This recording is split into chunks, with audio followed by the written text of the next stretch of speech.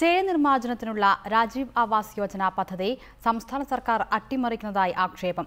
കൊല്ലം നഗരത്തിലെ SMB depot colony നവീകരണ പദ്ധതിയാണ് സംസ്ഥാന സർക്കാരിന്റെ പിടിപ്പുകേടുകൊണ്ട് നടപ്പിലാക്കാൻ കഴിയാതെ വന്നിട്ടുള്ളത്. കരാർ അനുവദിച്ചതിനു ശേഷം സർക്കാർ അനുമതി നൽകാത്തതിനാൽ കരാറുകാരൻ പദ്ധതിയിൽ നിന്ന് പിന്മാറി. 300ഓളം കുടുംബങ്ങളാണ് കൊല്ലം SMB ഡിപ്പോ കോളനിയിലെ ഇടിഞ്ഞു വീഴാറായ വീടുകളിൽ കഴിയുന്നത്. രാജീവ് ആവാസ് യോജന പദ്ധതിയുടെ കീഴിൽ ഈ കോളനി നവീകരിക്കാനുള്ള ശ്രമമാണ് സംസ്ഥാന സർക്കാരിന്റെ ചുവപ്പ് നാടയിൽ കുടുങ്ങിക്കിടക്കുന്നത്.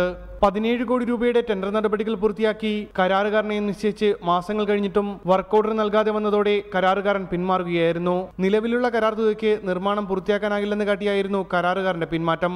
എന്നാൽ കൂടുതൽ വരുന്ന തുക കോർപ്പറേഷൻ നൽകാമെന്ന് തീരുമാനിച്ചിട്ടും സംസ്ഥാന സർക്കാർ അനുവദിക്കാത്തതാണ് ഇപ്പോഴത്തെ അവസ്ഥയ്ക്ക് കാരണമെന്ന് കൊല്ലം മേയർ ഹണി ബെഞ്ചമിൻ പറഞ്ഞു. അധികമായി വന്ന 2 കോടി എടുക്കാമെന്ന് ഏറ്റിട്ടും central government first share Kudumbashree ഡയറക്ടർക്ക് അയച്ചു കൊടുത്തിട്ടും ഈ പ്രോജക്റ്റ് ലാഗ് ചെയ്യുന്നത് ഗവൺമെന്റിന്റെ മാത്രം വീഴ്ചയാണ്. അധികാരികളുടെ അനാസ്ഥയിൽ തലചായ്ക്കാൻ ഒരിടം ലഭിക്കുമെന്ന സ്വപ്നം ഇല്ലാതാകുമോ എന്ന ആശങ്കയിലാണ് കോളനി നിവാസികൾ. ഈ പ്രദേശത്തുള്ള ജനങ്ങളുടെ യാതൊരുവിധമായ എതിർപ്പോ അപഗണനയോ ഈ പദ്ധതിക്ക് ഉണ്ടായിട്ടില്ല. കോളനിയിലെ 36 കുടുംബങ്ങൾ ഒന്നിച്ചു കഴിയുന്ന ഫ്ളാറ്റ് എപ്പോൾ വേണമെങ്കിലും നിലംപൊത്താവുന്ന അവസ്ഥയിലുമാണ്.